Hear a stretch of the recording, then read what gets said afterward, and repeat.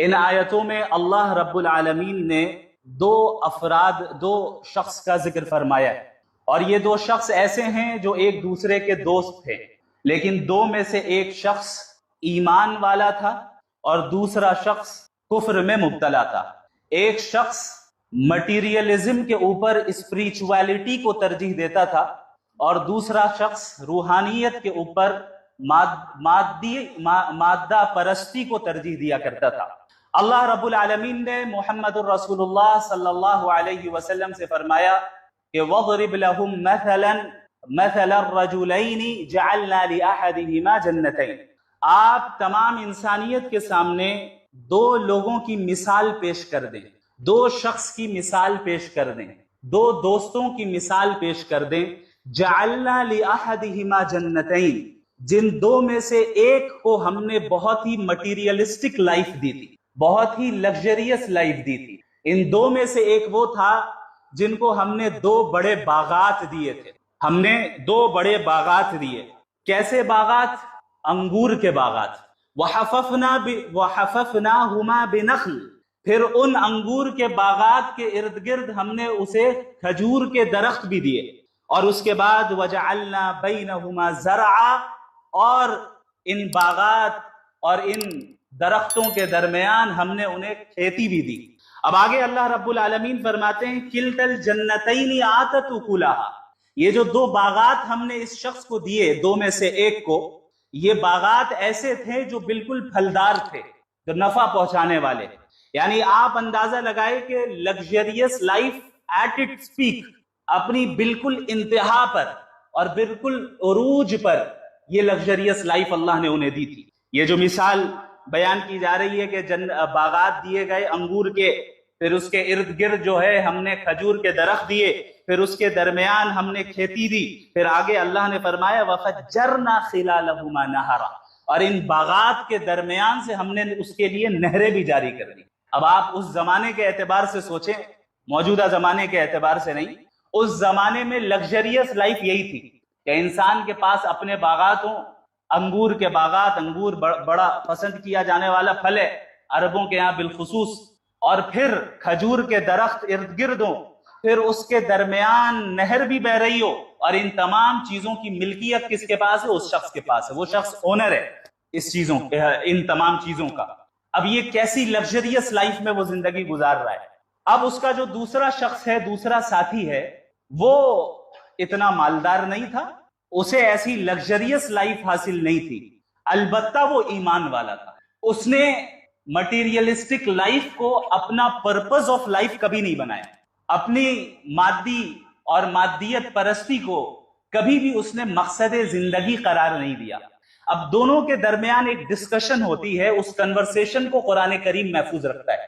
اللہ رب العالمین آگے فرماتے ہیں کہ یہ شخص جس کو اللہ نے پھل دیے، جس کو انگور کے باغات دیے، جس کو کھجور کے درخت دیے، اور پھر کھیتی دی، اور پھر ان تمام چیزوں کے درمیان اللہ نے نہر کو جاری فرما دیا، یہ شخص اپنے دوست سے، اپنے ساتھی سے کہتا ہے وَهُوَ يُحَاوِرُهُ، اس حال میں کہ وہ اس کے ساتھ ڈسکشن کر رہا ہے۔ ایک لگژریس لائف گزارنے والا شخص اپنے غریب دوست کے ساتھ ڈسکشن کر رہا ہے، اور اللہ فرما رہے، یہ کہتا ہے انا اکثر منک مالا واعز نفرا، دیکھو دوست بات ایسی ہے کہ میں تو تم سے زیادہ مالدار ہوں اور میرے پاس افرادی قوت زیادہ ہے۔ انسانوں کو دنیا میں دراصل انہی دو چیزوں پر غرور ہوتا ہے، جس کے پاس مال ہو، لگژریس لائف ہو، مٹیریلسٹک زندگی وہ گزار رہا ہے، دوسرا جس کے پاس افراد زیادہ ہو، کہ بھئی میرے آفس میں 10 لوگ آتے ہیں، ہمارے ارد گرد آگے پیچھے 50 لوگ چلتے رہتے ہیں، میرے اتنے خدام ہیں، میرے اتنے سرونٹس ہیں، میں جہاں جاتا ہوں وہاں بھیڑ لگ جاتی ہے، میں جہاں جاتا ہوں لوگ ہمارے پیچھے پیچھے آ جاتے ہیں۔ یہ دو چیزیں جو ہیں انسان کے اندر، ایک شہرت کی حرص اور لوگوں کی اتباع کی حرص، اور دوسری چیز مال کی ہوس اور اس کی حرص۔ اب یہ شخص اپنے دوست سے کیا کہہ رہا ہے؟ انا اکثر منک مالا واعز نفرا، کہ میں تو تم سے زیادہ مالدار بھی ہوں اور افرادی قوت بھی میرے پاس زیادہ ہے، میرے پاس زیادہ اشخاص ہیں۔ یہ دراصل اس نے یہ جملہ کامیابی کے اظہار کے لیے کیا کہ بھائی تم کامیاب نہیں ہو، کامیاب کون ہے؟ میں ہوں، دیکھو میرے باغات کتنے ہیں، دیکھو نہریں کیسی بہ رہی ہیں، دیکھو درخت کے جو ہے کھجور کے درخت کیسے ہیں، کیسی میری کھیتی ہے، اور میرے افراد اور میری طاقت کو تم دیکھو. دوست سے کہتا ہے. کیوں کہتا ہے؟ کیونکہ اس شخص کے ذہن میں یہ سٹینڈرڈ تھا کہ کامیاب انسان وہ ہے جس کے پاس لگژریس لائف ہو. جیسے ہمارے یہاں آج بھی ہے، ہم لوگوں سے سوال کرتے ہیں کہ بھائی آپ کے سکسیس کا راز کیا ہے، آپ کی کامیابی کا راز کیا ہے، آپ کیسے اس مقام تک پہنچ گئے، آپ کیسے ایک سکسیسفل پرسن بنے. اور پوری دنیا اس پہ جو ہے ورکشاپس بھی کنڈکٹ کر رہی ہے اور ٹریننگ بھی جو ہے کورسز دیے جا رہے ہیں کہ how to become a successful person, ایک سکسیسفل انسان کیسے بنے. اب یہ سکسیسفل انسان بننے کا جو بھوت سوار ہمارے بچوں کے اوپر زبردستی کیا گیا ہے، جب ان سے بھی پوچھا جاتا ہے ان بچوں سے کہ بھائی آپ کی زندگی کا مقصد کیا ہے، آپ کیا کریں گے، وہ کہتے ہیں کہ ہمیں سکسیسفل آدمی بننا ہے. ٹھیک ہے، سکسیسفل آدمی بننے میں کوئی حرج نہیں، بلکہ یہ تو مطلوب ہے. لیکن سوال یہ ہے کہ قرآن کسے سکسیسفل کہہ رہا ہے اور ہم کسے سکسیسفل سمجھ رہے ہیں. ان آیتوں کو جب میں پڑھتا ہوں، اللہ کی قسم کھا کر میں کہہ سکتا ہوں کہ مجھے ایسا محسوس ہوتا ہے کہ گویا کہ آج کی صدی کے اوپر اللہ رب العالمین بات فرما رہا ہے.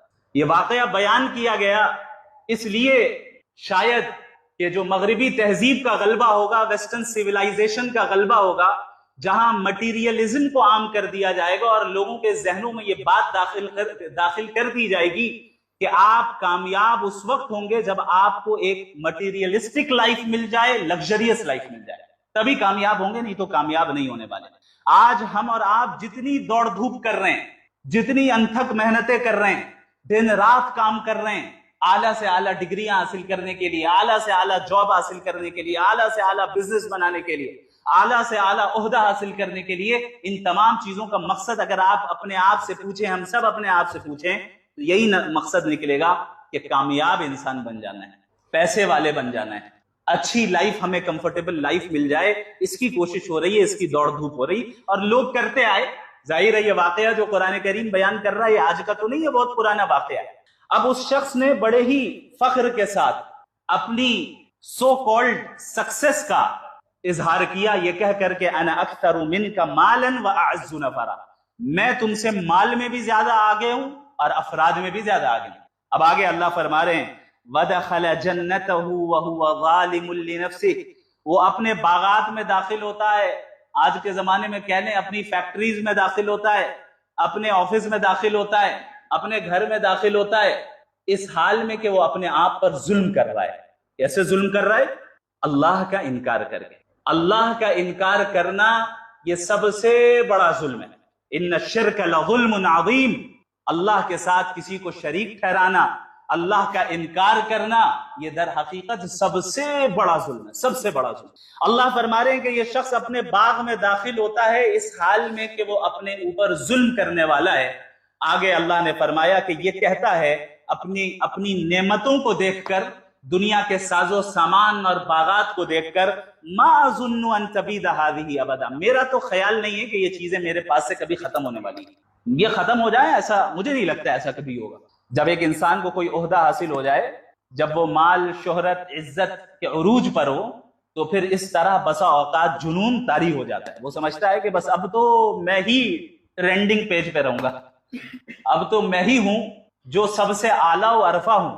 جیسا کہ ہر اس طرح کے ظالم حاکم، ظالم تاجر، ظالم ملازم، اور ہر وہ شخص جو کسی بھی عہدے پر فائز ہو یا کسی بھی میدان میں ہو، اگر اس میدان میں اسے ترقی حاصل ہوتی ہے تو یہ گمان اس کے اوپر، یہ جنون طاری ہو جاتا ہے شیطان کی طرف سے. اور یہ نفسیات ہے، نفسیاتی کیفیت اللہ نے بیان کی. یہ سائیکولوجیکل ایسپیکٹ ہے جس کی طرف ہمیں نظر رکھنی چاہیے. اللہ نے قرآن میں فرعون کے بارے میں بھی جب ذکر کیا تو فرعون کیا کہتا تھا؟ انا ربکم الاعلی، میں تمہارا سب سے بڑا رب ہوں. کیوں؟ طاقت کا جنون سوار، حکومت کا جنون سوار، اقتدار کا جنون سوار. اب اسے ایسا محسوس ہو رہا ہے کہ اب یہ چیز کبھی ختم نہیں ہوگی، اسے محسوس ہو رہا ہے کہ یہ نعمتیں کبھی ختم نہیں ہوں گی، اسے محسوس ہو رہا ہے کہ یہ طاقت، یہ لاؤ لشکر کبھی میرے پاس سے ختم نہیں ہونے والی ہے یہ چیزیں. تو یہ جنون سوار ہو گیا اسی شخص کے اوپر بھی، اس شخص کے اوپر بھی. ما اظن ان تبید هذه ابدا، میرا خیال نہیں ہے کہ یہ چیزیں کبھی ختم ہونے والی ہیں، یہ میرے پاس ہمیشہ رہیں گی. وما اظن الساعۃ قائمہ، اور میرا تو گمان نہیں ہے کہ قیامت آنے والی ہے، میرا گمان نہیں ہے کہ قیامت ویامت نام کی کوئی چیز ہوتی ہے۔ دیکھا ہے آپ نے قیامت کو؟ دیکھا ہے؟ پھر کیسے ایمان رکھتے ہیں؟ میرا خیال ہے کہ قیامت کبھی نہیں آنے والی، اور جب انسان اپنے ترقی کے عروج پر ہوتا ہے نا، وہ در حقیقت اپنی موت تک کو بھول جاتا ہے۔ موت آنے پہ کسی کا اختلاف نہیں ہے، نہ کسی ملحد کا، نہ کسی مومن کا، نہ کسی مسلم کا، نہ کسی کافر کا، سب جانتے ہیں ایک دن سب کو مرنا ہے۔ لیکن انسان جب اپنی لگژریس لائف کے پیک پر ہوتا ہے اور جس فیلڈ میں وہ ترقی کر رہا ہے اس عروج کے پیک پر ہوتا ہے، اس کے بالکل اونچائی پر ہوتا ہے، تو پھر وہ انسان قیامت تو دور کی بات اپنی موت کو بھی بھلا بیٹھتا ہے۔ اور یہ معاملہ تو ہر ایک عامی انسان کے ساتھ بھی پیش آ رہا ہے، ہم جیسے لوگوں کے ساتھ بھی پیش آتا ہے۔ ہم دنیا میں رہتے ہیں، گھر میں رہتے ہیں، اپنے کمفرٹ زون میں رہتے ہیں، کبھی موت کو یاد تک نہیں کرتے جب تک کہ قبرستان نہ چلے جائیں، یا یہ کہ بھئی کوئی دوسرا جنازہ اپنے پاس سے گزرتے ہوئے ہم نہ دیکھ لیں، موت یاد ہی نہیں آتی۔ یہ صورتحال تو مومنین کی ابھی ہو گئی ہے۔ اب اس طرح کے کفار اور اس طرح کے دنیا پرستوں کا کیا عالم ہوگا، آپ خود اندازہ لگائیں۔ ما اظن الساعۃ قائمہ، میرا خیال یہ ہے، میرا گمان یہ ہے کہ قیامت قائم نہیں ہونے والی، because science hasn't prove it yet. ابھی تک سائنس نے پروو ہی نہیں کیا، کوئی ٹھوس دلیل یا ثبوت ایویڈنس موجود نہیں ہے قیامت پر، اس لیے میں ایمان نہیں رکھتا۔ اور وَلَئِن رُدِدتُّ إِلَىٰ رَبِّي، اور اگر مان لو کہ قیامت ہو بھی اور کسی نے ہمیں بنایا ہے، موت کے بعد اگر میں اپنے رب کے پاس جاؤں گا، لَأَجِدَنَّ خَيْرًا مِّنْهَا مُنقَلَبًا، بھئی دنیا میں جب مجھے اتنی نعمتیں حاصل ہے تو موت کے بعد بھی مجھے اتنی نعمتیں مل جائیں گی۔ یہ بھی ایک مینٹالٹی ہے ان لوگوں کی جن کے پاس طاقت ہوتی ہے۔ وہ کیا سمجھتے ہیں کہ بھئی پیسوں سے سارا کام ہو جائے گا، پیسوں سے سارا کام ہو جائے گا۔ بھئی کون ہے جو میرے کام کو روک سکتا ہے؟ میرے پاس اتنے پیسے، کتنے پیسے چاہیے بتائیے، میں اپنا کام کرواتا ہوں۔ یہ مینٹالٹی کفار کی بھی رہے گی قیامت کے دن بھی۔ قرآن دوسری جگہ پہ بیان کرتا ہے کہ کہیں گے کہ یا اللہ جہنم سے بچا لیجئے، سب کچھ لے لیں فدیے کے طور پہ۔ اللہ نے کیا فرمایا؟ لا يقبل منها شفاعہ ولا هم ينصرون، کہ نہ شفاعت قبول کی جائے گی ان کے حق میں، نہ کوئی فدیہ لیا جائے گا۔ اللہ نے فرمایا زمین بھر کا سونا بھی اگر وہ دے دے جہنم کی آگ سے بچنے کے لیے، اس دن قبول نہیں ہوگا۔ مزاج میں ہی کرپشن ہے۔ انہوں نے سوچا کہ قیامت کے دن بھی ہم یہی کرپشن کر کے بچ جائیں، فرشتوں کی سیٹنگ کر لیں ہم کہ بھئی ہم اتنے پیسے دے دیں گے، اتنا مال دے دیں گے، جہنم سے ہمیں بچا لیجیے۔ اللہ فرما رہے ہیں کہ آپ زمین بھر کا سونا بھی دیجیے گا کہ اس دن جو ہے نہ شفاعت قبول ہوگی، نہ یہ کہ جو ہے کوئی فدیہ لیا جائے گا۔ اس دن تو عدل و انصاف ہونا ہے۔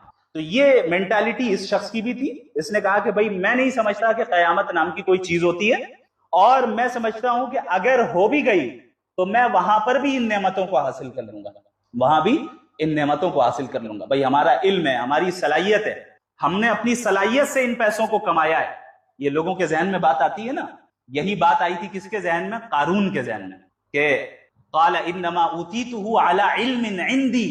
سورہ قصص میں اللہ نے فرمایا، اس نے کہا کہ بھئی یہ جو مجھے مال و دولت حاصل ہے، یہ میرے اپنے ٹیلنٹ کے نتیجے میں حاصل ہے، میرے اپنے علم کے نتیجے میں حاصل ہے، میرے اپنے اسکلز کے نتیجے میں حاصل ہے۔ اللہ نے کیا کیا؟ ہلاک کر دیا اس کو بھی اور اس کے مال کو بھی۔ کیوں؟ کیونکہ اس دنیا میں ساری نعمتیں جو ملتی ہیں وہ انسان کی اپنی صلاحیت کی بنیاد پہ نہیں ملتی، وہ اللہ کے فضل سے ملتی، اللہ کے فضل سے ملتی ہے۔ اب آپ دیکھیں، یہ جب ان آیتوں کو پڑھیں گے آپ کو ہمارے ماڈرن دنیا کی سوسائٹی کے اسٹینڈرڈز نظر آ رہے ہوں گے۔ بھائی ہم نے اپنی محنت سے کمایا ہے، ہم نے اپنے اسکل سے کمایا ہے، ہم نے اپنے علم سے کمایا ہے، ہم نے اپنے ٹیلنٹ سے کمایا ہے، اور میں نے کما کر میں نے سکسیسفل لائف کو حاصل کر لیا ہے۔ قرآن بیان کر رہا ہے، یہ کوئی نئی چیز نہیں ہے۔ لوگ سمجھتے ہیں کہ کوئی جدید فتنہ آج کے دور میں الحاد کے نام پر آ گیا، کوئی جدید فتنہ مغربی تہذیب کے نام پہ آ گیا۔ نہیں، نام بدل کے آیا، چیز وہی ہے۔ قرآن is the ultimate solution، ہر چیز کا حل اس میں موجود ہے۔ لیکن افسوس یہ ہے کہ ہم اور آپ قرآن پڑھتے اور سمجھتے ہی نہیں۔ ہم نے قرآن کو کبھی پڑھا ہی نہیں صحیح سے، کبھی سمجھا ہی نہیں، ہم نے اس بات کی فکر ہی نہیں کی کہ بھئی اس کو سمجھ کے ہمیں ہدایت بھی حاصل کرنی ہے۔ ہم نے محض اس کو برکت والی کتاب بنا دی ہے۔ جب کوئی نئی دکان لے لیں تو قرآن خوانی کروا دیں، جب کسی کا انتقال ہو جائے تو قرآن خوانی کروا دیں، یا اگر کسی کے اوپر کوئی جناتی اثرات ہو جائے تو پھر امام صاحب سے پھکوا دیں، بس ہو گیا، ختم۔ بہت دیندار ہوا، آیت الکرسی گھر پہ لٹکا دیا۔ یہ تو ہمارا مزاج بن گیا ہے۔ قرآن کریم نازل ہوا، کتاب انزلناہ الیک مبارک لیدبروا آیاتہ ولیتذکر اولو الالباب، کہ ہم نے اس مبارک کتاب کو نازل ہی اس لیے کیا ہے تاکہ عقل والے اس میں تدبر کریں، غور و فکر کریں، ریفلیکٹ کریں، اور اس ریفلیکشن کے نتیجے میں وہ ہدایت کو اور گائیڈنس کو حاصل کر سکیں، اسی لیے اللہ نے نازل کیا۔ اب یہ جو ایک طرف کی ڈسکشن ہوئی اس شخص کی، اس دوست کی جو لگژریس لائف میں تھا اور اللہ کا انکار کرتا تھا، قیامت کا اس نے انکار کیا اور اپنی نعمتوں پہ فخر کیا، اپنے ساز و سامان پر فخر کیا۔ اب آگے ایمان والے کی بات ہوتی ہے۔ ایمان والا کہتا ہے، اللہ فرماتے ہیں قال له صاحبہ، اب اس کا دوست اس سے کہتا ہے وَهُوَ يُحَاوِرُهُ، اس حال میں کہ وہ اس کے ساتھ ڈسکشن کر رہا ہے، أَكَفَرْتَ بِالَّذِي خَلَقَكَ مِن تُرَابٍ، کیا تم ایسی ذات کا انکار کر رہے ہو جس نے تمہیں مٹی سے پیدا کیا، ثم من نطفہ، پھر نطفے سے پیدا کیا، ثم سواک رجلا، پھر اس نطفے کو ایسا گریجولی اس نے ایوالو کیا کہ تم آج جو ہے جا کر ایک انسان بن گئے اور اچھے خاصے انسان تمہیں بنا دیا گیا، کیا تم اس کا انکار کر رہے ہو؟ اب آپ دیکھیں قرآن کریم ایک ایک آیت پر غور کریں کہ یہی الفاظ کیوں استعمال کیے۔ انسان جب تک